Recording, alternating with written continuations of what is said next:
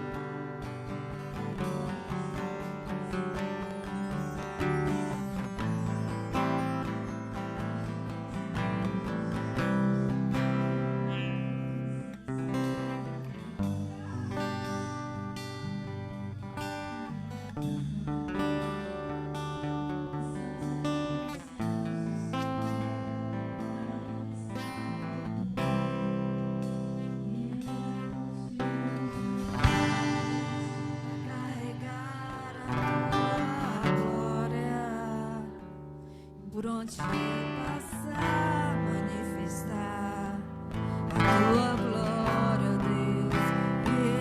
Eu te dou os meus ombros pra carregar a tua glória. Por onde eu passar, manifestar a tua glória,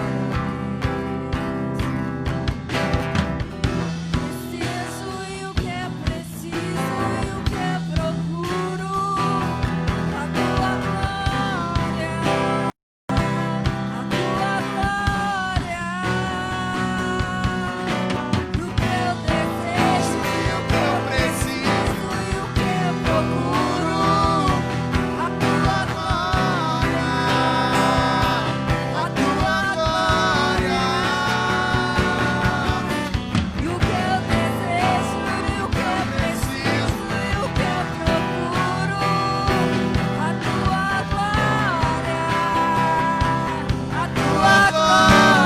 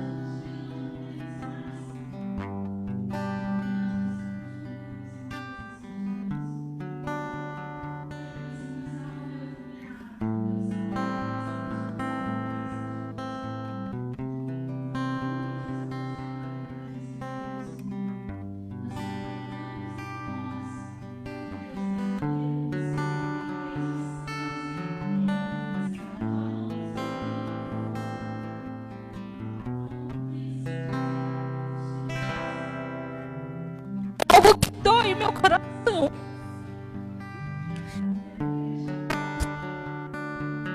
A igreja que não adora, a igreja que não busca. Não vamos deixar o primeiro amor, igreja. Não vamos permitir que Satanás arranque de nós o que nós temos de mais precioso, que é a presença do Espírito Santo de Deus. A Bíblia fala: de nada adianta ganhar o mundo inteiro se nós perdermos a nossa alma. De nada adianta nós termos o melhor emprego, o melhor carro na nossa garagem, se nós não tivermos o Espírito Santo do Senhor em nós ativo. Não se acostume com a presença do Senhor. Busque mais. É algo que eu estou falando primeiramente para mim. Devemos buscar mais. Não devemos nos acostumar com o que nós já conhecemos do Senhor. Há sempre uma porção nova do Espírito do Senhor. Amém? Aleluias. Glória a Deus. Você pode aplaudir o nome do Senhor.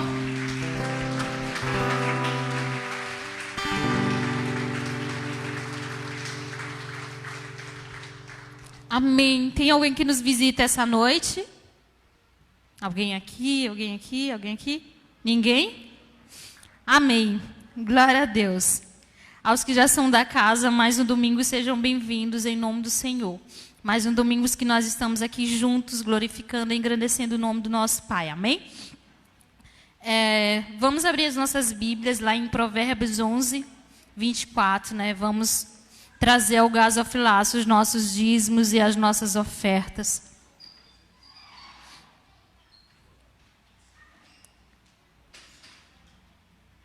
Provérbios 11, 24. Ao que distribui mais, se lhe acrescenta, e ao que retém mais do que é justo, é para a sua perda. Quando nós retemos aquilo que o Senhor nos dá, menos a gente tem. Mas quando a gente contribui aquilo que o Senhor nos dá, o Senhor faz superabundar sobre as nossas vidas. Amém? Glória a Deus. Então, se você trouxe o seu dízimo e a sua oferta, coloque na sua mão e traga com alegria aqui no gasofilaço. Amém?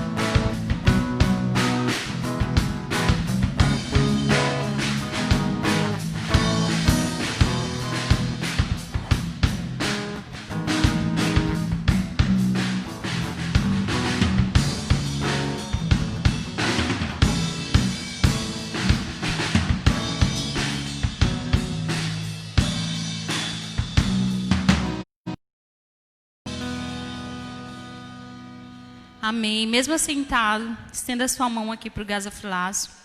Pai, nós te agradecemos, Deus, pelo aquilo que nós temos e que nós possamos devolver ao Senhor. Que o Senhor possa multiplicar, Deus, tudo aquilo que foi colocado aqui nesse gasofilaço, papai. Em nome do Senhor Jesus Cristo, que o Senhor possa dar sabedoria aos administradores dessa casa, meu Pai. Em nome do Senhor Jesus Cristo, papai. É o que nós oramos e que por fé nós te agradecemos. Amém. Agora os avisos.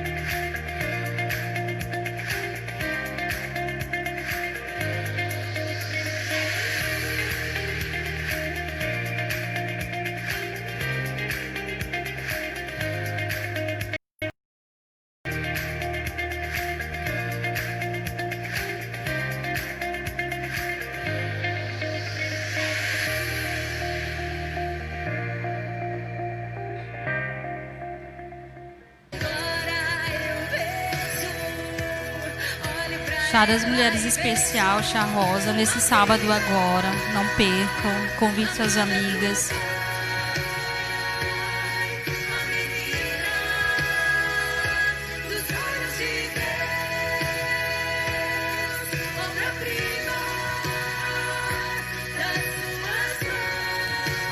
Quem quiser máscara, gente, é só falar com a Ariana, tá bom? Tem a máscara como tema do Chá das Mulheres, só R$6, né, Ariana? Só procurar a Ariana no final do culto.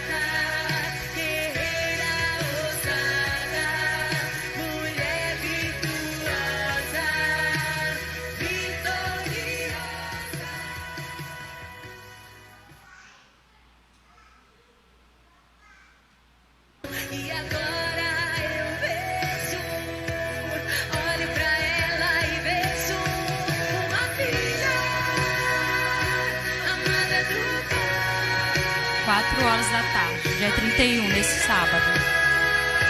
Dos olhos de Deus, obra-prima das suas mãos,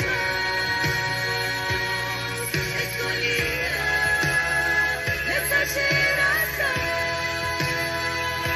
Eu vejo uma alma curada, guerreira ousada, mulher virtuosa, vitoriosa.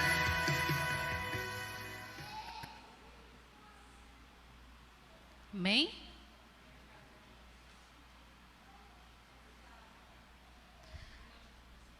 Um lanche, gente, apenas R$3 para a gente agariar fundos, tá? Para o culto rosa, neste sábado. Então, quando terminar o culto, vão lá abençoar as irmãs, amém? Glória a Deus.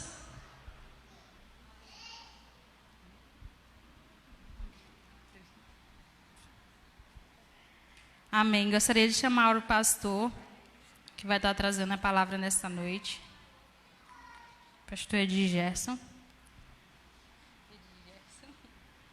Amém. Vamos abençoar a vida do nosso pastor. Vamos estender as nossas mãos para cá. Pai, eis aqui o teu servo. A nossa oração, Pai, é que em tudo não seja ele, mas que seja o teu Espírito Santo através dele. Que o pastor Edir Gerson venha se esconder de trás da tua cruz, meu Pai. E que em nome do Senhor Jesus Cristo, que dos lábios do teu filho possa fluir vida, meu Deus. Possa fluir uma palavra que irá trazer transformação, que irá trazer cura, meu Pai, em nome do Senhor Jesus Cristo. Uma palavra que irá trazer mudança aos nossos corações, papai. Em nome do Senhor Jesus Cristo, usa o teu filho com intrepidez e com ousadia, papai. Em nome de Jesus. Amém.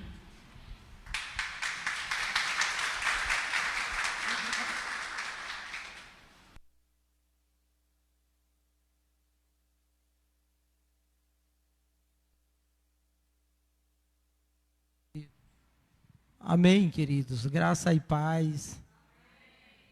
Que bom que nós estamos na casa do Senhor no primeiro dia da semana, assim como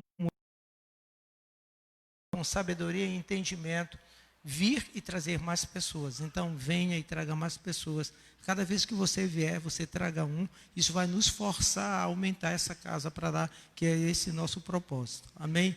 Que bom. Muito bom ver cada um de vocês. Ainda que todo mundo mascarado, né? Todo mundo cheio de máscara. Mas fazer o quê? São os propósitos. Amém? Vamos ficar de pé e vamos ler a palavra do Senhor. Depois a gente fala mais algumas coisas assim. Semana passada nós estivemos aqui, nós ministramos a palavra no livro de Sofonias. Foi verdade? Amém? Hoje nós vamos estar lá perto de Sofonias. Nós vamos estar um cara bem... assim, de nome meio esquisito, mas também lá pertinho o endereço é o mesmo, e de endereço a gente entende um pouquinho. Está no livro de Ageu. Você acha Sofonias, você já está craque em Sofonias. Então você achou Sofonias, está do lado de Sofonias, está Ageu. Ageu. Do ladinho de Sofonias, Ageu. Queridos, a gente vai lendo Bíblia e isso tem que ser gerado no nosso coração. Você vai lendo e vai passando, por onde você vai passando, aquilo vai falando no teu coração. Tem hora que o coração acelera, então quando o coração acelerar, você pega um lápis, uma caneta, você risca lá. Você pega, se você tem o hábito de anotar num caderno, você anota no caderno alguma coisa que aquilo chamou a atenção de você. Se você ainda está no jardim de infância, não sei mais se ainda tem jardim de infância, né? No meu tempo tinha, isso faz muito tempo. Se você tem o hábito de pintar com um lápis colorido, você vai pintando, porque depois fica mais fácil você achar e Deus vai falar com você. E foi isso que aconteceu comigo. A gente lendo esse período agora, isso foi passando e eu fui listando ele, fui deixando. E tem um monte que ficou para trás, mas essa aqui foi lá.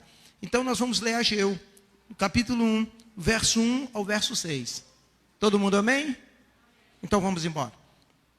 Segundo ano do rei Dário, no 6º mês, no primeiro dia do mês, veio a palavra do Senhor, por intermédio do profeta Ageu, a Zorobabel, filho de Salatiel, governador de Judá, e a Josué, filho de Josadaque, o sumo sacerdote, dizendo: assim fala o Senhor dos Exércitos. Este povo diz: não veio ainda o tempo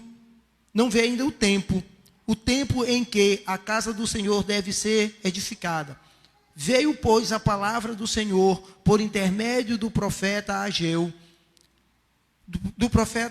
dizendo: acaso é tempo de habitar vós em casas apaneiradas, enquanto esta casa permanece em ruínas? Ora, pois assim diz o Senhor dos Exércitos: considerai o vosso passado. Tendes semeado muito e recolhido pouco. Comeis, mas não chega para fartar-vos. Bebeis, mas não dá para saciar-vos. Vestivos, mas ninguém se aquece. E o que recebe salário, recebe-o para pô-lo num saquetel furado. Agora você assim, pega a sua Bíblia, encosta no peito, você que está com a Bíblia, encosta assim no peito, vamos orar. Eu não sei porque eu peço fazer isso, mas eu sempre peço. Deus, muito obrigado pela tua palavra. Senhor, nós colocamos ela bem perto do nosso coração. Senhor, nós não queremos apenas colocar de forma simbólica no nosso coração, do lado de fora, mas queremos colocar essa palavra dentro do nosso coração, e que dentro do nosso coração ela mude tudo aquilo que precisa ser mudado. Senhor, nesse dia também nós não queremos uma palavra que nos agrade, nós queremos uma palavra que nos traga desconforto, uma palavra que gere em nós, papai, um incômodo, Senhor, a ponto de nós nos sermos transformados por essa palavra. Pai, em nome de Deus, gera em nós nessa noite uma incomodação, um desconforto nesse lugar, ao ouvir essa palavra, e que possamos sair daqui desafiados a mudar, para a glória do teu nome. Amém. Você pode sentar, queridos? Podeis sentar, assim com cara de gente que está muito feliz, cara de gente que está com uma expectativa sobre essa palavra. E se você fizer isso, se verdadeiramente teu coração estiver assim, pode ter certeza que Deus vai gerar no seu coração, vai trazer algo para saciar e para trazer paz. Amém? Vamos começar? Querido, esse profeta aqui, esse som está estridente aqui para mim, o meu retorno está meio ruim aqui, por gentileza, os meus técnicos aqui dão um jeito aqui para mim. Esse profeta é um profeta que veio do exílio. Ele esteve na Babilônia, e no ano do rei Dário, quando Dário liberou o pessoal, ele também veio. E quando o povo veio de lá, fez um templo, levantou uma casa para o Senhor. Mas não levantou uma mega casa, um mega templo como era o de Salomão. Levantaram um templo bem mais humilde, porque as posses daquele povo naquele tempo era pouca, era parca, eles não tinham dinheiro, tinham pouco dinheiro para fazê-lo. E aí, quando eles começam a construir, o povo começa a ficar relaxado, ficar desmotivado. O povo começa a ficar de tal forma que esquece da casa do Senhor, esquece desse lugar e vai deixando. E o Senhor faz uma repreensão, em primeiro lugar, nos primeiros versículos. Aí ele faz ao governador Zorobabel, também faz a Ageu, a Zorobabel, filho de Salatiel, e faz a Josué, filho de Josadaque, o governador e o sumo sacerdote. Que o povo estava fazendo o que bem queriam e eles não estavam fazendo nada. Eles não estavam repreendendo o povo, não estavam chamando o povo para um concerto naquele tempo. Cada um estava indo fazer aquilo que queria. E ele vai dizer no verso 4: acaso é tempo de habitar vós em casa apaineladas, ou casas bonitas, casas revestidas? Essas casas apaineladas eram casas que eles compravam e construíam as casas e revestiam todas de madeira de cedro, madeira bem cara. E eu disse que eles tinham pouco dinheiro, né, para construir o templo. E agora a gente vai vendo que eu estou me contradizendo, como que eles podiam revestir a casa. Assim como hoje você vai em uma loja daqui de São Luís e compra mármore, ou compra outro tipo de revestimento para suas casas, né, e vai fazendo a casa bem bonita. Assim o povo estava fazendo. Pastor, então isso é errado, construir uma casa? Não, Deus não está dizendo que isso é errado. E nem nós estamos dizendo que isso é errado. Deus disse que era errado porque o povo esqueceu da casa dele. O povo abriu mão de construir a casa dele, de levantar a casa dele. E por que Deus queria que ele construísse uma casa, querido? Porque até então, o povo não estava congregando. E o povo ainda continuava fazendo sacrifício nos altos. Porque quando eles saíram, o povo que ficou fazendo sacrifício nos montes. E assim faziam sacrifícios os pagãos que viviam no meio dele, perto deles. E a intenção de Deus é que eles levantassem a casa e que aquela casa fosse um lugar que eles tivessem para reunir. Foi por isso que lá no começo, Davi quis construir uma casa para o Senhor, e depois Salomão fez, para que eles tivessem, diferente dos povos que estavam em torno deles, um lugar de referência para a adoração. Foi essa a vontade do Senhor. E o que é que o povo fez? Agora, note, esse povo é um povo que está na Babilônia. E quando eles vão para a Babilônia, querido, eles passaram a não ter lugar para adoração. E eles começam a pegar os instrumentos musicais deles e começam a jogar no salgueiro. E diz que se apegasse a língua no palato ou no céu da boca, se eles cantassem música naquele lugar. Eles ficaram muito tristes. E se você ler o livro de Daniel, você vai entender isso. Ao leito, ou à beira do rio, diz lá o nome do rio, que eu não lembro agora, diz que eles estavam lá e eles ficavam se lamentando, que eu quero voltar para Jerusalém, eu quero adorar, e lembrar daqueles tempos. E quando, eu acho que é o Salmo 82, 86, que vai dizer, quando o povo retornou a Sião, os nossos lábios era como quem, me ajude, fugiu, mas eu vou atrás dele, rapidamente. Isso não estava aqui no script, mas veio agora. Espera aí, rapidão, deixa eu achar. 86, é de Gerson. É isso? Não. 82, por favor, os universitários. Deus disse, não, 84. Quão amáveis são os teus tabernáculos, ó Senhor dos exércitos. Não, eu não estou conseguindo me achar.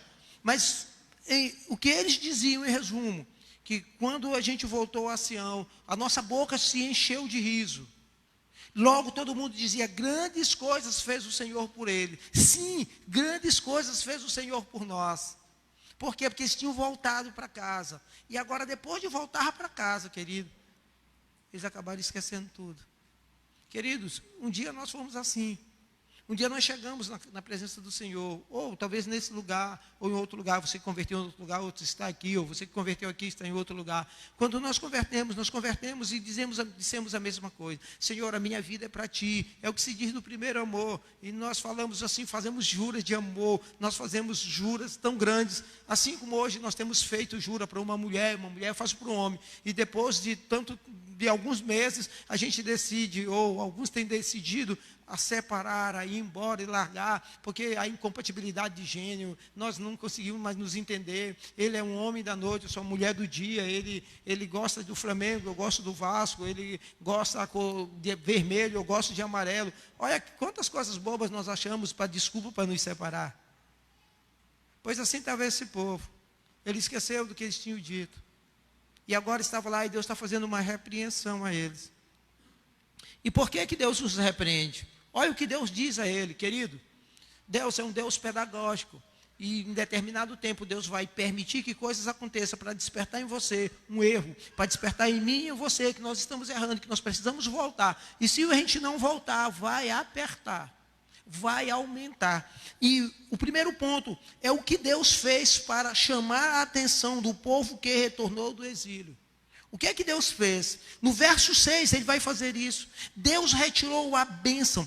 Todos esses fracassos são intervenção de Deus pela falta de obediência do povo.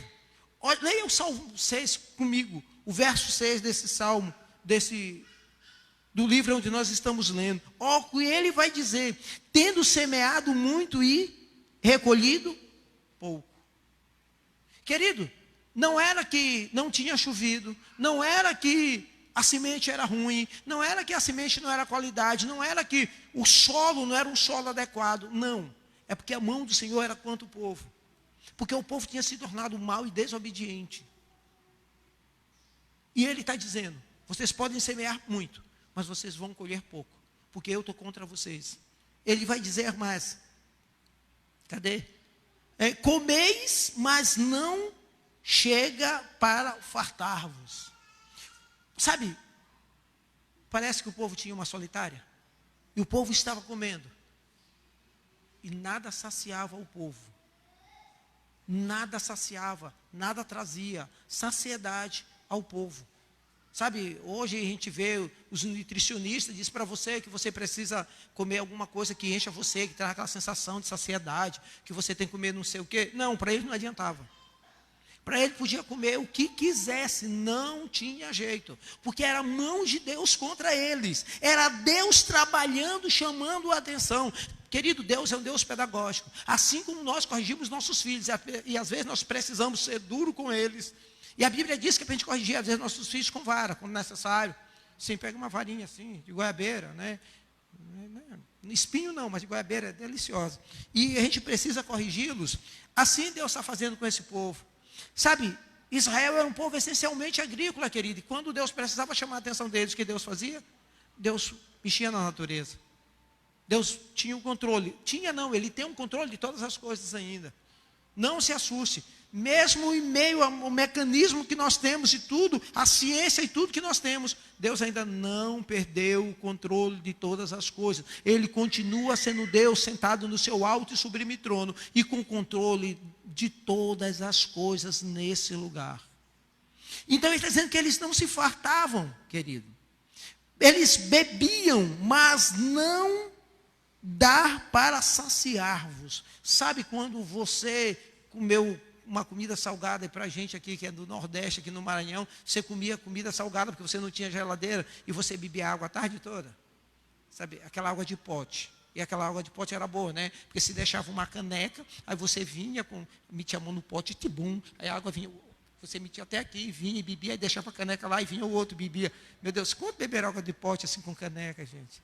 Não, pode levantar a mão, eles não estão vendo vocês, só estou vendo a minha aqui. Querido, que delícia. Sabe, a gente crescia forte. Sabe, a gente crescia tudo forte assim. Não forte assim, né? Porque se vocês olharem, né? Mas forte, sabe? Você não adoecia com qualquer coisa. Sabe, menino crescia forte, você pisava no chão, sabe? Vivia Graças a Deus por isso. Graças a Deus pela água de Guimarães, pelo solo de Guimarães. Eu te amo, Guimarães. Alguém vai estar vendo isso. Amém, querido? E ele vai dizer mais. Vestivos, mas ninguém se aquece. Querido, a roupa que eles faziam, querido, não aqueciam. Nas noites frias, eles não tinham o conforto para dormir. E eles podiam fazer roupa de algodão. E quando você faz roupa de algodão, querido, aquele algodão grosseiro, alguém já foi no centro histórico e já viu aquelas roupas que eles fazem de algodão cru? Sabe que a gente vê assim de um lado para o outro? Pois é, aquela roupa era a roupa que os escravos usavam. Mas os escravos usavam num país tropical, num país quente. Ou na África. Agora em Israel, que já é África também, tem um período muito quente, mas tem um período muito frio. E ele está dizendo que nesse período frio eles não se aqueciam. Mas eles também faziam roupa de lã.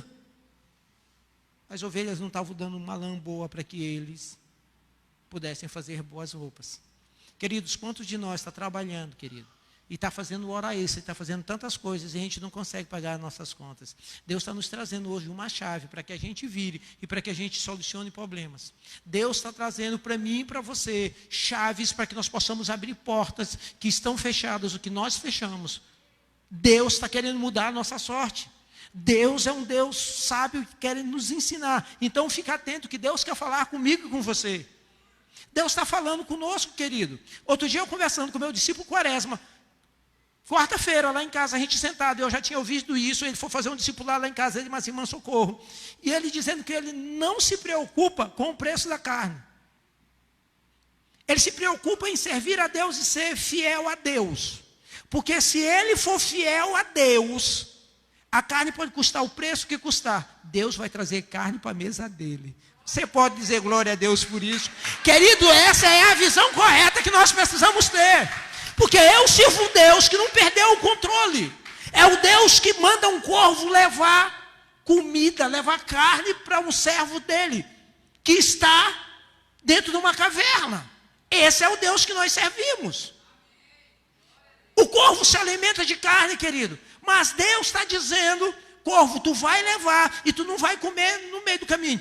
Alguém já levou comida para o pai quando o pai trabalhava, saía mais cedo, quando São Luís não era tão grande? Geralmente os meninos, o pai saía bem cedo, a mãe ficava, tinha que comprar comida na feira, comprava essa comida, fazia a comida, e aí botava a comida na marmita e dizia assim, menino, meu filho, vai levar para o teu pai.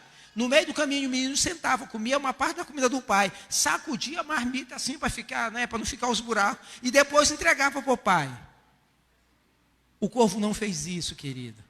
O corvo não fez isso, porque foi Deus quem mandou ele. O corvo entregava 2 bifes acebolados, ele entregava 2 bifes acebolados para o cidadão do céu que estava naquele lugar. Se Deus mandasse 3, chegava a 3, porque Deus fechava o bico dele para não comer, saciava a vontade dele, a fome dele. Assim como ele fechou a boca do leão para não comer Daniel, assim ele fez com o corvo. E assim ele vai fazer com cada um de nós, quando nós estivermos no centro da vontade dele, quando nós estivermos antenados com ele, perguntando, Deus, o que é que eu faço? Para onde eu vou? Quando ele estiver no centro, não a minha vontade estivesse no centro. Porque aqui o que é que está se falando? É porque a vontade do povo está no centro, não é a vontade. O que eles queriam naquele tempo? Eles queriam ter casa bonita, eles queriam ter conforto, eles queriam tudo. Mas eles deixaram a casa onde havia o ensino. Eles deixaram de construir a casa aonde Deus operava, aonde havia o sacrifício ainda naquele tempo. Então não havia sacrifício. Então não havia, tudo a liturgia que havia no culto, não se havia mais naquele tempo. Não havia o incenso, não se trocava o pão, não fazia nada, porque ninguém estava nem aí para a casa do Senhor. E o que é que Deus fez? Deus tocou, querido. Nós estamos, querido, nós não queremos eliminar isso. Nós estamos em tempo de pandemia, mas é Deus que nos sustenta. Eu posso ouvir o amém, querido? Se eu e você não entendermos isso, e nós estávamos na cela, quem estava na cela ouviu esse testemunho, que outro dia eu estava pegando aqui, eu digo, gente, que não teve dificuldade no tempo de pandemia. Não, e a dificuldade que eu me referia, é que não passou por dias difíceis, querido, por medo, que não passou, sabe, por aflição, querido, a pandemia está aí, e se eu pegar essa pandemia, e se eu bater as botas, e se eu esticar as canelas? E se eu for para uma cidade que fica embaixo, a 7 palmos embaixo, como é que vai fazer? A minha mulher, os meus filhos, todo mundo passou, todo mundo teve medo. E na célula o irmão Luiz disse, naquele dia que o pastor perguntou isso, eu não quis dizer nada, eu fiquei calado. Mas no meio da pandemia, eu consegui um emprego de carteira assinada, coisa que há 7 anos eu não era empregado de carteira assinada. Está aqui o irmão Luiz. Querido, Deus faz isso, querido. Deus não está limitado às dificuldades, às pandemias. Deus não está limitado a nada, a tempo, a estação. Deus é Deus, simplesmente Ele é Deus. Quantas pessoas têm dito, no meio da pandemia eu cresci. Mas quantas pessoas têm dito, no meio da pandemia eu quebrei. É verdade que mais pessoas quebraram do que mais pessoas cresceram, fizeram algo diferente, isso é verdade. Mas Deus tem os deles, Deus tem os escolhidos, e Deus levanta. Tem mais uma outra pessoa aqui, que nesse período, nesse tempo, estava desempregada. Mas Deus levantou ela, e segundo a gente está sabendo, e eu estou profetizando, ela já é gerente da loja onde ela está trabalhando. Para a glória de Deus.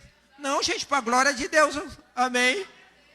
Querido, é assim que Deus trabalha, mas Deus agora, nesse primeiro ponto eu estou dizendo que Deus repreendeu eles. Então qual é o segundo ponto que nós queremos? O que é que nós vamos falar no segundo ponto? Eu quero ler com vocês Mateus 6,33. Mateus 6,33, o que é que Mateus 6,33 vai nos dizer? Eu tenho certeza que você talvez não esteja ligando uma coisa à outra, mas você conhece esse versículo. Mateus 6,33 vai nos dizer: buscai, pois, em primeiro lugar o seu reino e a sua justiça, e todas estas coisas vos serão acrescentadas. Eu vou repetir de novo com você, eles vão colocar aqui, e nós vamos falar por aqui. Porque a gente vai conseguir dizer, dependendo da Bíblia, da sua Bíblia, pode haver uma divergência. Vamos ler junto, por favor. Buscai primeiro o reino de Deus e a sua justiça, e todas as coisas vos serão acrescentadas.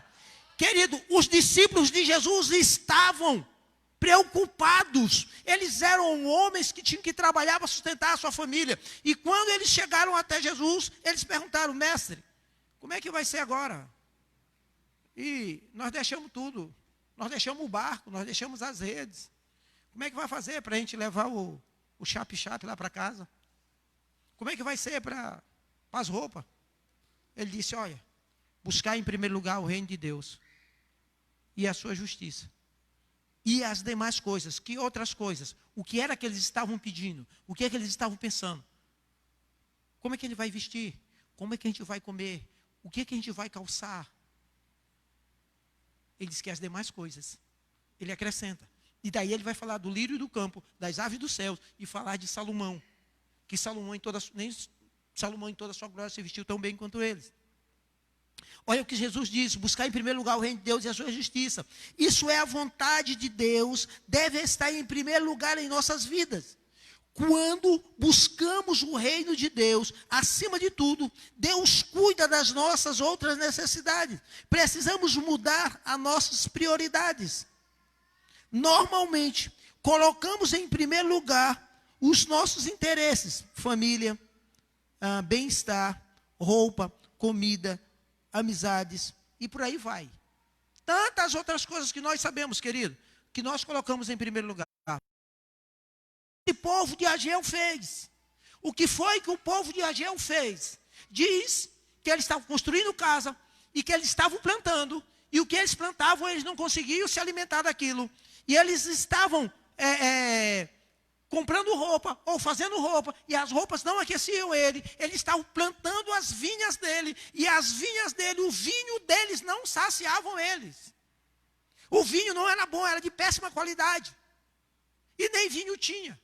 Por quê? Porque as raposinhas estavam acabando com tudo que eles tinham. E o que eram as raposinhas, pastor? Mas se as grandes não estão acabando, as pequenininhas vão acabar. Queridos, as raposinhas, elas vinham e mordiam o pé das parreiras. Elas mordiam lá. Então, a seiva não chegava nas uvas, nos galhos. Logo, as uvas não eram boas. Diz também que eles não estavam conseguindo ter óleo de qualidade. Porque a fruta que faz o óleo, e é uma fruta que eu esqueci o nome.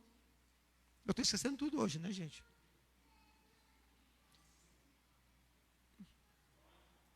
Hã? Não, nesse tempo não tinha soja.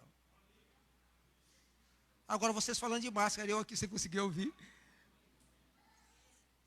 Repete. As azeitonas. As azeitonas, queridos, estavam caindo verdes. As azeitonas não estavam segurando no pé. Elas estavam caindo todas verdes. Querido, cuidado com a mão de Deus contra nós. Cuidado, querido, com a mão de Deus. Coisa é cair na mão de Deus.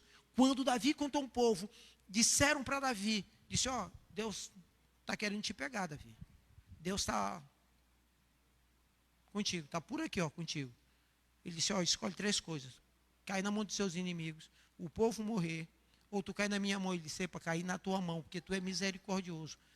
Queridos, só quando Davi fez isso, começou a morrer um monte de gente. Muitas pessoas começaram a morrer. E Davi corre e faz um sacrifício, porque ele vê um anjo com uma espada embainhada na eira de Araúna. Ele disse: eu pequei contra Deus. E manda buscar boi, mata boi. E nesse lugar foi construído o templo. Cuidado, querido, para a gente não cair na mão de Deus. Porque a gente acha agora que no Novo Testamento, né? Não, Deus é bonzinho. Não, Deus, eu vivo pela graça. E pela graça eu vou fazendo na minha vida o que eu quero. Pela graça, eu dou mais valor ao que eu quero. Hoje tem culto, não, mas hoje eu não quero, porque eu tenho outra coisa para fazer. Eu listei algumas coisas que a gente tem vivido aqui, querido. E se sobrar tempo e disposição, então faremos a vontade de Deus e o seu reino. Que atitude mais egoísta que nós estamos tendo. Em primeiro lugar, a minha vontade. Sabe? Quando nós recebemos Jesus, nós colocamos Ele no centro. Nós saímos do centro da nossa vontade, deixar fazer a nossa vontade, do nosso eu, e coloca Ele. Mas aí com o passar do tempo, querido, nós vamos ficando enfadados.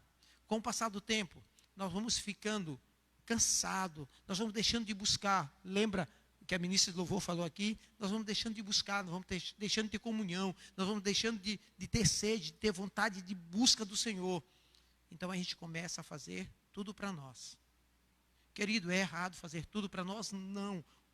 O errado é ver as nossas prioridades. Qual é a nossa prioridade? Jesus disse que em primeiro lugar, prioridade, em primeiro lugar, buscar o reino de Deus e a sua justiça. E as demais coisas, Ele acrescenta. É quando eu busco o reino, é quando eu me jogo no reino, querido, que as outras coisas acontecem. Então Deus faz acontecer todas as coisas. Davi vivia no deserto, ou vivia no relento, cuidando das ovelhas da casa do seu pai. E foi nesse lugar que Deus encontrou Davi. E para Saul, disse para Samuel, deixa Saul de mão, que eu encontrei um homem segundo o meu coração. Aonde era que Davi estava? Davi estava dentro da casa do palácio? Davi estava dentro de Jerusalém? Não. Davi estava em Belém, lugar deserto, longe. Mas foi nesse lugar. E por que Deus encontrou Davi? Porque era nesse lugar que Davi buscava o Senhor. Era a presença do Senhor. E o resto das coisas, Deus acrescentava. Foi por isso que Davi matou o urso, matou leão e matou o gigante, querido. Era porque em Deus. Era por isso que Davi tocava a sua harpa. E o inimigo, ou o espírito que Deus lançou sobre Saul, fugia. Era por isso que Saul não conseguiu matar Davi. Era porque Davi buscava em primeiro lugar o reino de Deus. Era por isso que Deus sempre deu livramento para Davi, querido. Era porque em primeiro lugar estava o reino de Deus. Como é que nós estamos vivendo hoje, querido? Nós estamos vivendo egoístamente. Nós somos egoístas. Primeiro eu, depois eu, e depois eu também. E se eu não estiver cansado, e se sobrar tempo, se eu tiver disposição, eu busco o reino de Deus. Querido, você e eu, nós estamos colocando esse dinheiro que nós estamos recebendo, que nós estamos correndo e se matando para trabalhar num saquetel furado. E a Bíblia diz que esse saquetel furado era quando o homem, eles iam plantar. Então eles botavam dentro de um saco. Mas o saco estava furado. O saco, eles iam andando, o saco, a semente ia caindo.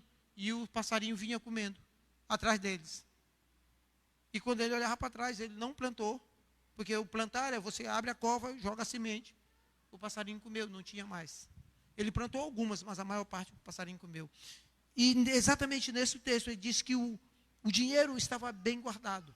Mas eles enrolaram tanto, de tal forma, botaram dentro do saco.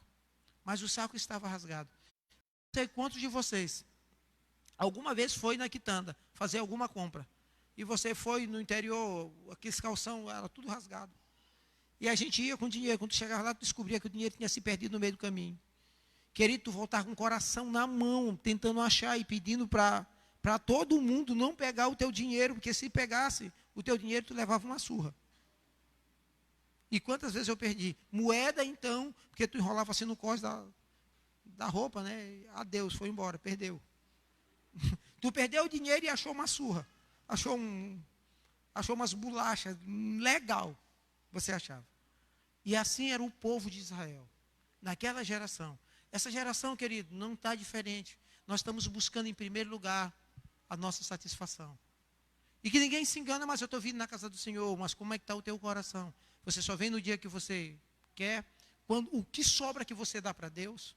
A sobra do teu esforço, a sobra do teu cansaço, a sobra porque você tem tempo para tudo. Medite. Lembre-se que Deus não te deu a sobra. Ele não te deu um cordeiro para te libertar do teu pecado, do meu pecado. Um cordeiro aleijado, manco, cego. Ele deu o filho dele, querido. Um varão aprovado. Amém? Vamos embora. E diz, mas, deixa eu ler um texto que está com vocês em Deuteronômio, que antes mesmo que aquele povo tivesse pecado, Moisés, instruído pelo Espírito Santo, escreveu, Deuteronômio 28, de 38 a 45. Querido, e por que muitas vezes isso acontece? É a falta de conhecimento da palavra do Senhor. A falta de conhecimento daquilo que Deus tem para nós, daquilo que Deus tem falado. A falta de conhecimento do que Deus quer. Nós não lemos Bíblia, nós não conhecemos Bíblia, nós não meditamos de Bíblia. Porque quando a gente medita, a gente conhece, a gente vai perceber que Deus já escreveu isso antes que acontecesse. Está em Deuteronômio, no capítulo 28, no verso de 38 a 45.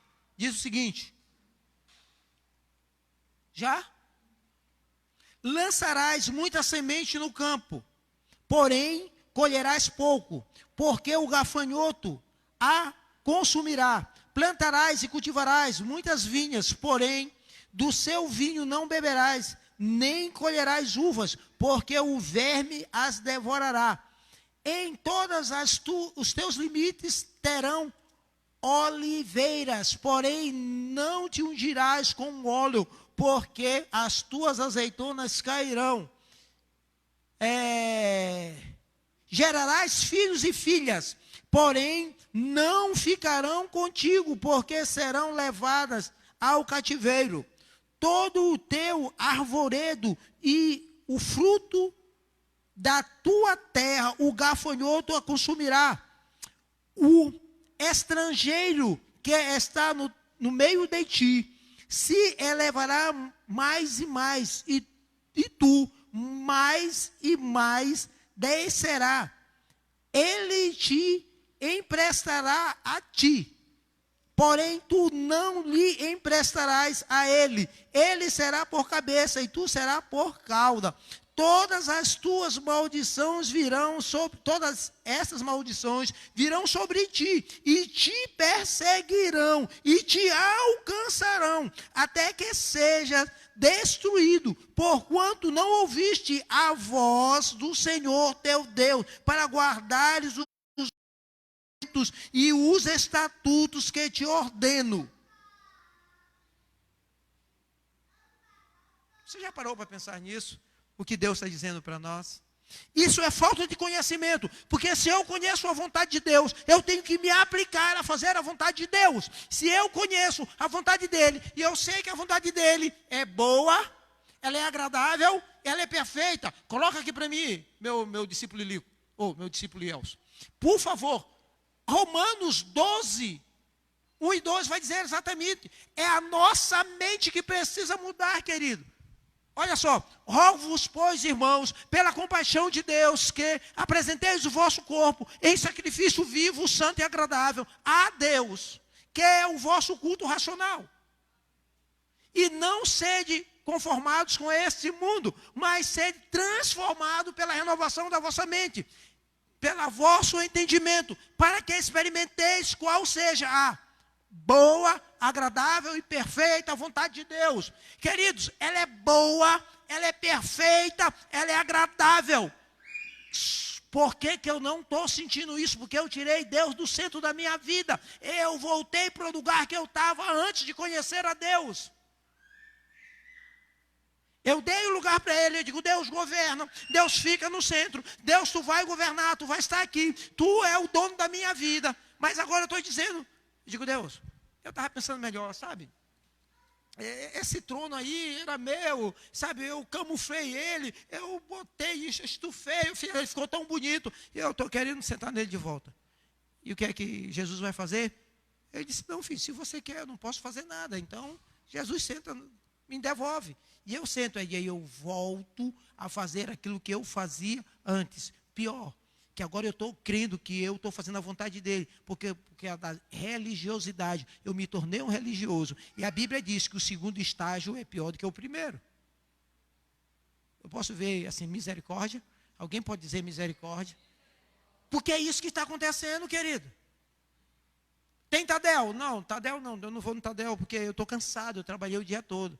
Mas, sinceramente, vamos ser sinceros, não me responda para mim. Mas se alguém te convidar para ir no aniversário de 15 anos, no dia do Tadel, ou qualquer outro dia da semana, você vai ou não vai?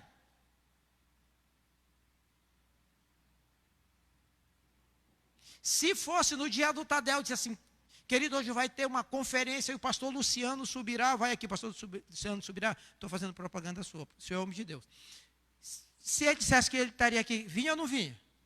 A gente vem do serviço, a gente pega 3 Uber, pega um cipó, pega uma canoa, a gente vai em casa, toma um banho, bota aquele perfume, faz aquela make boa, alisa o cabelo e faz tudo, mas vem. E por que ele não vem nos outros dias?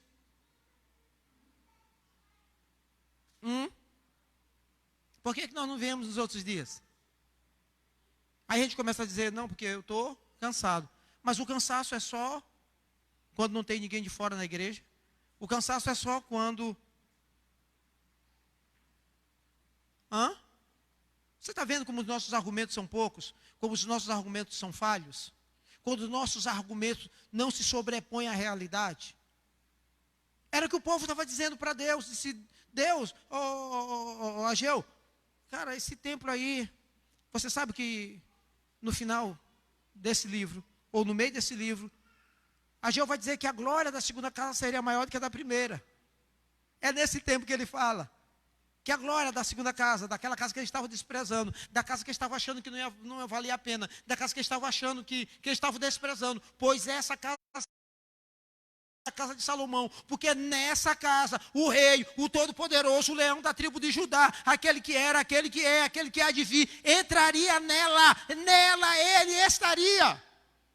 Diga glória a Deus, para parecer que está bonito. Foi nela que Jesus entrou, querido, o Filho, o Deus encarnado, ele entrou lá, o Deus encarnado em um homem, entrou lá. Queridos, por isso a gente se perde, porque a gente não conhece. Ele está dizendo que as consequências do meu erro vai atingir os nossos filhos. A consequência do seu erro e do meu erro vai atingir os nossos filhos. Ele está dizendo que os filhos dele seriam levados. E seriam escravos. Às vezes a gente fica pensando, eu não sei mais porque meu filho não quer viver. Ô inocente. Querido, a gente precisa mudar essa situação. Talvez somos nós. Com certeza. A culpa não é de Deus. Eu sempre acho que é nossa. Mas vamos adiantar, vamos avante. Precisamos conhecer as Escrituras de Deus. E muito mais o Deus das Escrituras. Deus, como soberano, pode, de maneira pedagógica, reter as bênçãos para que nós possamos, como os filhos, voltar ao seio da sua vontade e amor. Deus não vai impedir você de fazer o que você quer. Quando você está obstinado, quando nós queremos e que estamos decididos a errar, a fazer aquilo que é contrário. Mas também Ele não vai retirar a consequência dos nossos atos. Você ouviu bem isso? Deus não vai impedir, querido. Deus não vai impedir você, nem eu, nem você, de errar. Mas Deus também não vai retirar a consequência do meu e do teu erro. Então bote na balança e vê se vale a pena eu viver pela minha vida e depois pagar com as consequências. Assumir as consequências, porque Deus é justo. Ele não vai tirar as consequências do meu e do seu erro. Elas vão nos alcançar. Lembra que ele disse aqui? Que elas vão correr, e vão correr mais do que nós. Elas vão nos alcançar. Se você tiver curiosidade de ler depois, marque ela, dobre assim a folha da tua Bíblia. Sabe, ela vai alcançar você. Ela vai alcançar a mim. E não adianta a gente correr, não adianta a gente virar a esquina. E eu que trabalho com endereço, que sei muito endereço, não adianta eu entrar nos endereços e nos becos para tentar me esconder dele, ele vai achar. Porque ele sabe mais endereço do que eu. Ele sabe onde me encontrar, ele sabe onde encontrar você, ele conhece você, ele é o seu pai. E porque ele te ama, ele vai alcançar você para que você se conserte com ele. Mas vamos para o quarto ponto. Como proceder diante de Deus então, querido? O que fazer? Vamos lá em 1 Reis 3. 1 Reis 3.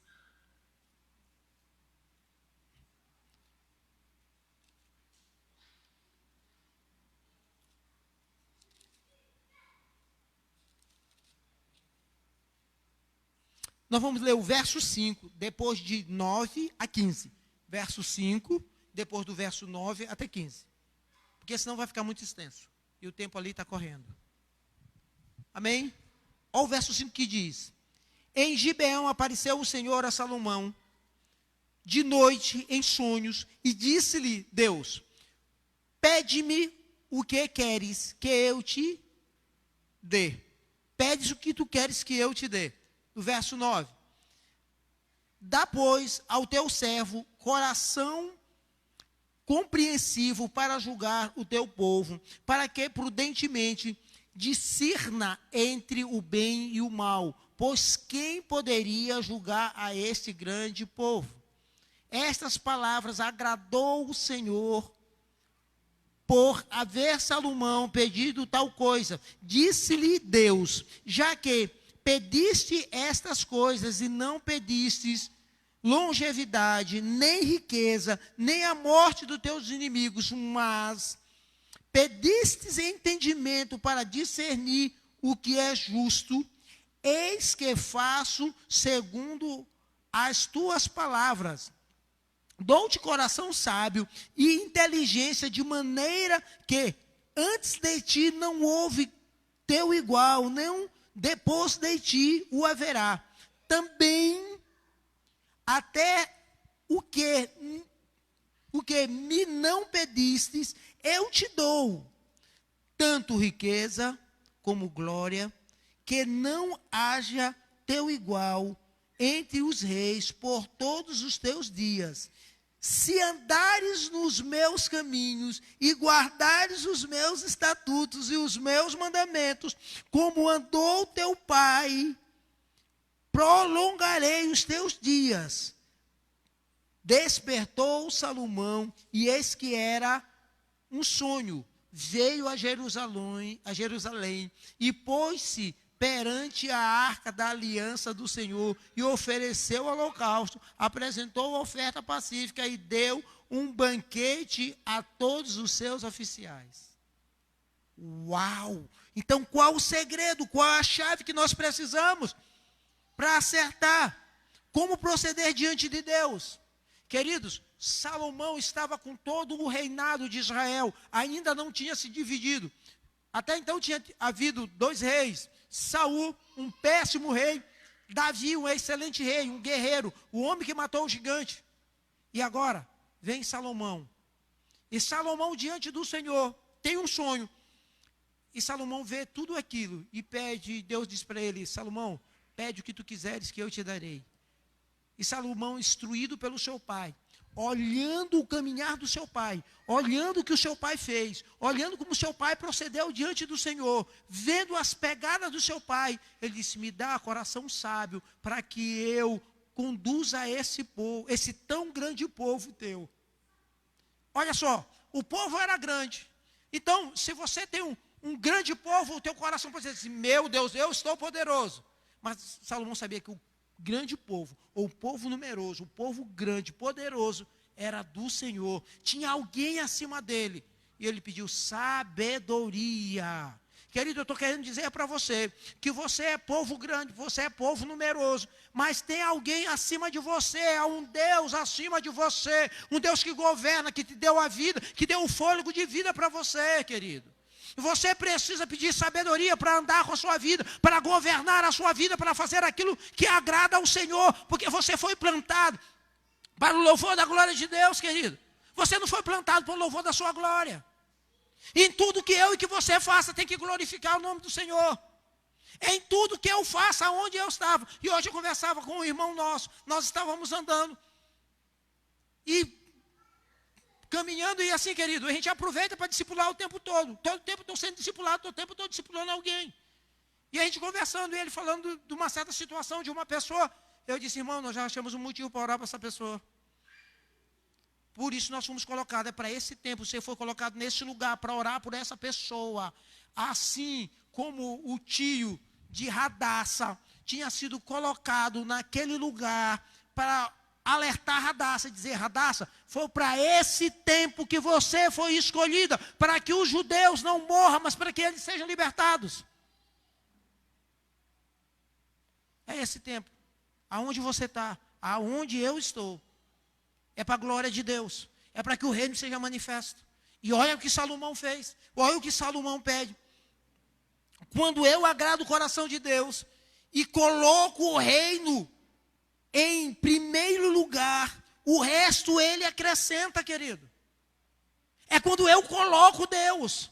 É quando a minha primazia. É quando o primeiro, sabe? É quando o melhor eu dou para ele.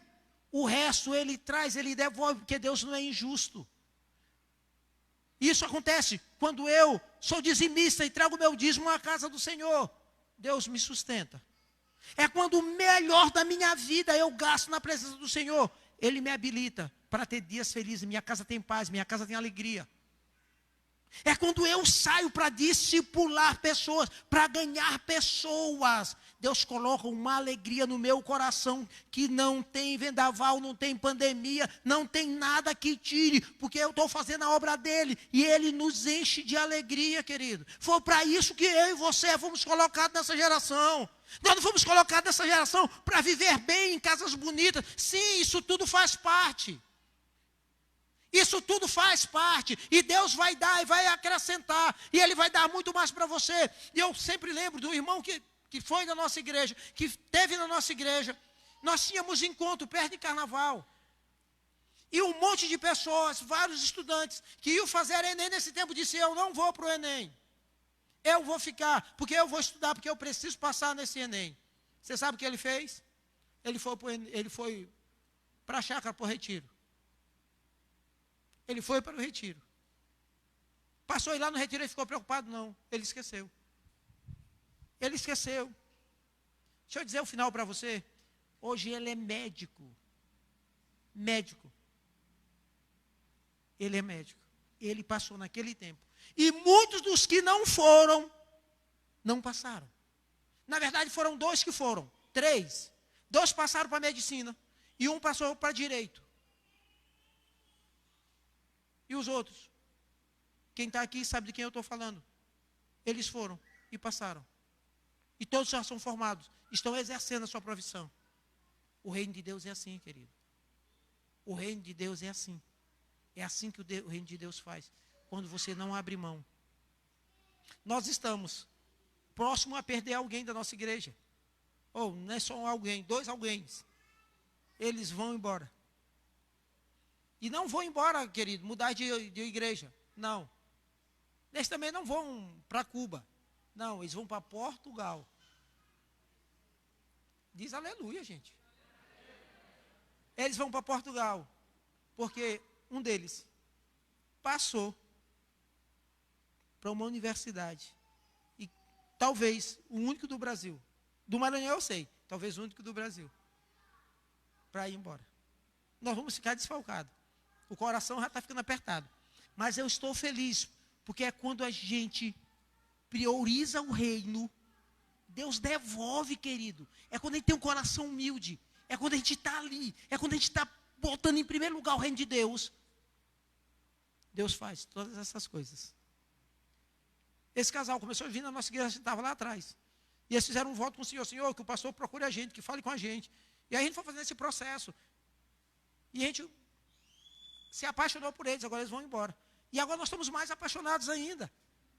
Porque é pela graça do Senhor. Porque isso traz testemunho para a gente, que Ele deu um testemunho daquilo que... É testemunho do que Deus faz, querido. De como Deus coloca. Quando você coloca o reino acima de todas as coisas. Deus acrescenta. Será que foi só ele que fez a prova?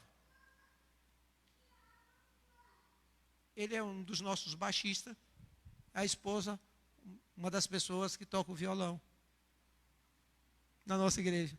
O Paulo e a Marlene estão indo embora. O coração vai ficando... Mas eles estão indo para Portugal. Eu nunca gostei muito de Portugal porque eles escravizaram a gente, mas eu acho que agora eu vou em Portugal. É assim, né? Os caras se achavam, levaram tudo nosso, mas eu acho que agora eu vou em Portugal ver eles. Eles estão indo, querido. Sabe o que é isso? É quando Deus prioriza. Pastor, eu vou fazer um concurso. Pastor, tem uma vaga. Busque o primeiro lugar, o reino de Deus. Foque. Você está fazendo o que na igreja? Onde é que você está? Você é um líder de célula? Faça com excelência. Você está no estacionamento? Faça com excelência. Você está fazendo o quê? Você é carteiro? Faça com excelência. Querido, é a minha vida. É a minha vida fazer aquilo que eu faço. Eu sempre falei para os meus filhos e faço para os meus discípulos. Se eu fosse gari, eu era um excelente gari. E eu não estou fazendo apologia, mas tem um gari no Rio de Janeiro que ele viaja o mundo todo. O nome dele é Sorriso. Ele viaja o mundo todo, porque ele faz o que ele faz com excelência. O que é que você faz? E agora eu não faço só de igreja. Aonde você está trabalhando, você faz com excelência?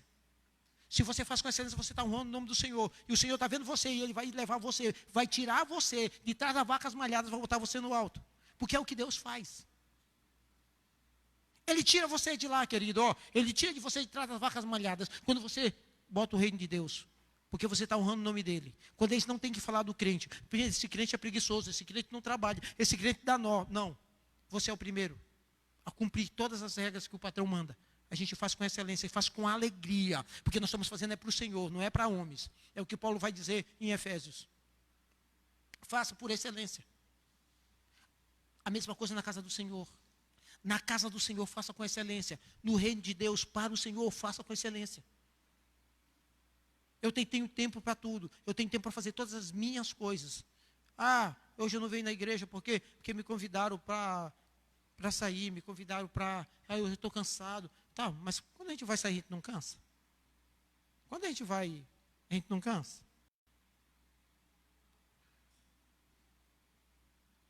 Vamos acabar com esse negócio? Como estão as nossas prioridades, querido? Quais são as nossas prioridades? O que vem em primeiro lugar na sua vida? O que tem prioridade na sua vida? Você já parou para pensar? Talvez você faça coisas que você nem se percebe que aquilo está tomando lugar de Deus. Talvez você tenha colocado o marido, a esposa, o filho, o trabalho no lugar de Deus. O seu estudo no lugar de Deus. A sua faculdade no lugar de Deus. A sua vaidade, os cremes, os cosméticos no lugar de Deus. Qual a sua prioridade? O que vem em primeiro lugar na sua vida? Que lugar Deus tem ocupado na sua vida? Quem controla a sua vida? Quem está no centro da sua vontade? A sabedoria de grandes homens que andaram com Deus nos ensina que a gente precisa botar Deus em primeiro lugar. Se Deus não for o primeiro, Ele não vai ser o último, querido. Satanás sim. Satanás se conforma, quer qualquer coisa. Deus não. Deus quer o melhor. Deus quer o primeiro lugar. Satanás pode ficar com o segundo, com o terceiro. E se você achar que você está dando o terceiro para Satanás, você está dando o primeiro, porque Deus já saiu da história. Então o primeiro lugar ficou aberto. E aquilo que você está fazendo, você não está fazendo para Deus, você está fazendo para Satanás. E ele está recebendo. E uma hora mais, cedo ou mais tarde, a fatura vai chegar. Se você está na mesa de som, faça com excelência. Se você está na mídia, com excelência. Se você está no ministério de louvor, com excelência. Se você é aquele que é responsável pela administração da palavra, faça isso com excelência. Amém. Eu sei que hoje essa palavra não é muito alegre. Eu sei que está todo mundo assim meio... Eu queria te afogar. Mas Deus vai me afogar primeiro se eu não falar isso. Deus vai me afogar primeiro se eu não falar. Eu preciso falar. E não é só para vocês, é para mim também. A gente precisa melhorar muito mais do que nós temos feito. Você que está me ouvindo. Talvez seja uma outra igreja ou não. Talvez você também ainda não tomou uma decisão por Jesus. Mas deixa eu dizer para você. Se Deus não for a primeira pessoa na sua vida, Ele não pode ser a segunda. Se Ele não for a primeira, pode ter certeza que Ele não vai querer ser a segunda. Dê a Ele a primazia. de todas as suas coisas. Amém? Ministério de louvor, por favor. Eu não vou fazer muito assim, eu não vou enfeitar não, também eu não quero enfeitar hoje. Não, a gente vai deixar assim mesmo. Ministério de louvor, por favor. Vamos cantar uma canção. Você fique de pé. Acho que é tempo de você ser incomodado. E você se perguntar o que é que você tem feito na sua vida. Como é que está a minha vida? O que é que eu tenho feito? O que é que eu tenho dado para o Senhor? Lembre-se, Deus recriminava o povo de Israel. Porque quando eles fossem levar alguma oferta para Ele, não levasse um cordeiro manco, nem cego. Lembre-se de Caim e de Abel. A Bíblia diz que Deus se agradou de Abel, da oferta de Abel. E Deus não se agradou da oferta de Caim. Qual é a oferta que você está dando para Deus? Que oferta você está dando para Deus? E eu não falo agora de finanças, eu falo de oferta de vida, oferta de louvor, de sacrifício. O que é que você tem colocado no altar dele como sacrifício da sua vida?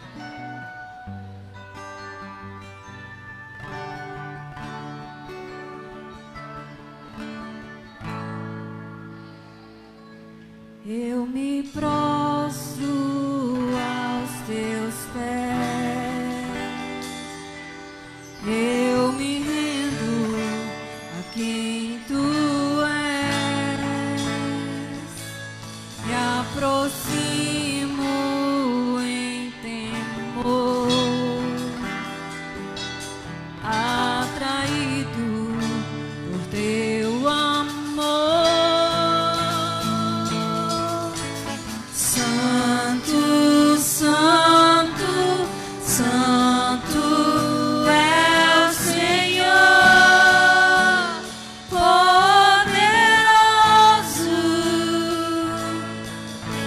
Santo, Santo, Santo é o Senhor, poderoso. Oh, oh, oh.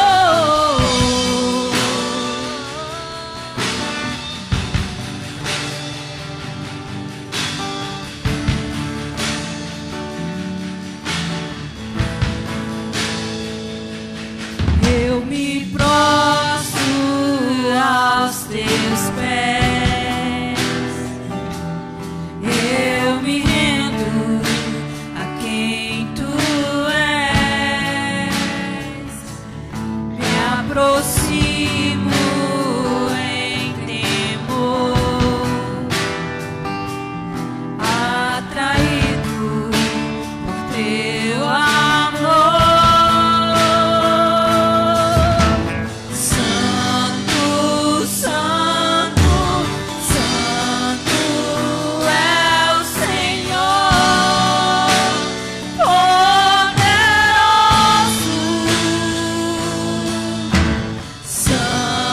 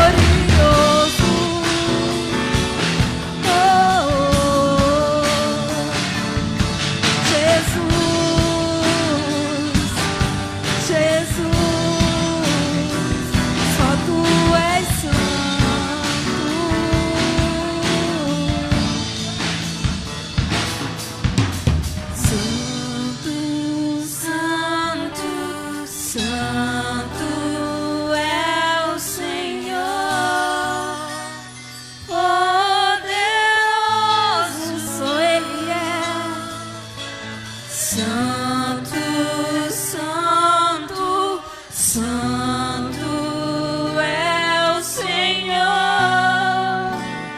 poderoso. Declare isso com os anjos. Santo, Santo, Santo é o Senhor,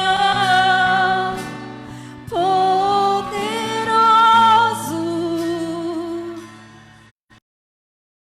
Santo, Santo, Santo é o Senhor, poderoso.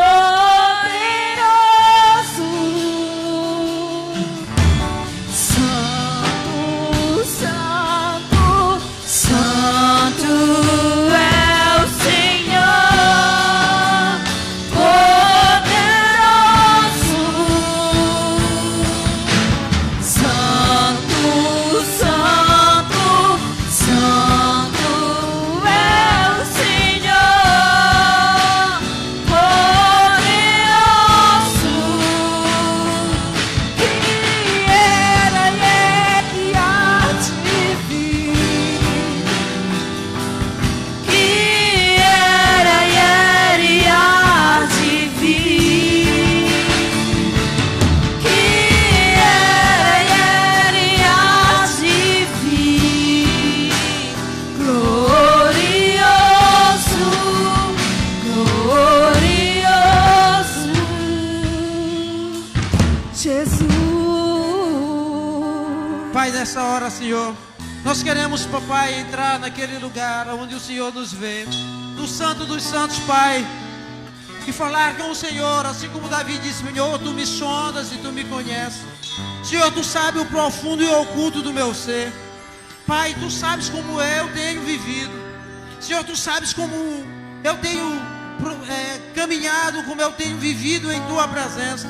E nessa hora eu coloco a minha vida diante do Senhor. Pai, me ajuda, Senhor. Ajuda o teu povo, papai, aonde nós estamos deixando de te agradar, de fazer a tua vontade, que nós possamos retornar, papai, ao centro da tua vontade, ao centro do teu amor, papai, ao centro do teu governo, Deus, porque tu és bom, tu és maravilhoso, Senhor. Mas o Senhor, papai, o Senhor não quer a metade, o Senhor não quer as sobras, não. O Senhor quer o todo, Senhor, o melhor, o principal, o primeiro, a primazia. E se Deus não for a primazia, Ele também não quer estar em segundo lugar. Ele não quer ser o segundo em nossas vidas. Pai, em nome de Jesus, Pai, movido pelo Teu Espírito Santo, arrependimento. Arrependimento, Senhor, daquilo que nós temos feito, de como nós temos nos portado, de como nós temos nos colocado em Tua presença. Às vezes para satisfazer o nosso eu, a nossa carne, o nosso egoísmo, Pai, nós temos aberto mão da Tua presença, nós temos aberto mão da comunhão, nós temos aberto mão de passar tempo em Tua presença. E nessa hora, Pai, nós te pedimos perdão. Oh, Pai, aceita o nosso perdão sincero e verdadeiro, Pai, porque não há lugar melhor que a Tua presença, não há lugar melhor do que estar contigo. Isso não quer dizer que nós não temos que construir casa, isso não quer dizer que nós não temos que fazer outras coisas, que não temos que estudar, que não temos que nos divertir, não. A primazia tem que ser Tua o primeiro lugar. Essas coisas não podem ocupar o primeiro lugar. Pai, renova, Senhor, o nosso amor.